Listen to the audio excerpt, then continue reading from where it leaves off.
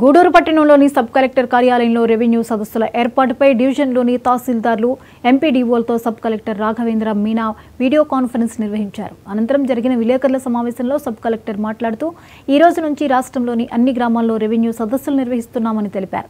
ఏ గ్రామంలో ఎప్పుడు జరిగేది 2 రోజుల ముందు ప్రకటిస్తామన్నారు. అన్ని శాఖల అధికారులు అందుబాటులో ఉంటారని, సమస్యలు ఉన్నవారు రెవెన్యూ సదస్సులో తెలియజేస్తే త్వరితగతిన పరిష్కారానికి కృషి చేస్తామని తెలిపారు. రెవెన్యూ సదస్సులు అది ప్రోగ్రామ్ కోసం అనౌన్స్ చేయడం జరిగింది. రెవెన్యూ సదస్సులు మీ అందరికీ తెలుసు.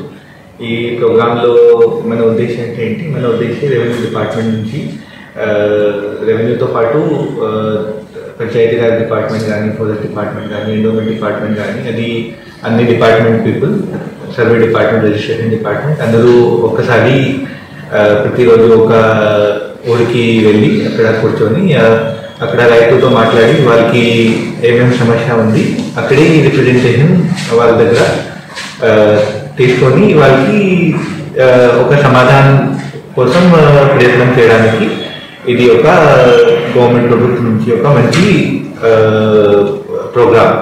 దీంట్లో ఆల్రెడీ నిన్న ఆనరబుల్ రెవెన్యూ మినిస్టర్ గారు, honourable special chief secretary sir Sisodia sir, Srisailam madam గారి నుంచి ఒక ఇన్స్ట్రక్షన్ వచ్చింది. ఆ ఇన్స్ట్రక్షన్ తర్వాత కలెక్టర్ గారు కూడా ఒక వీడియో కాన్ఫరెన్స్ తీసుకొని అందరికీ ఒక ఇన్స్ట్రక్షన్ ఇచ్చారు.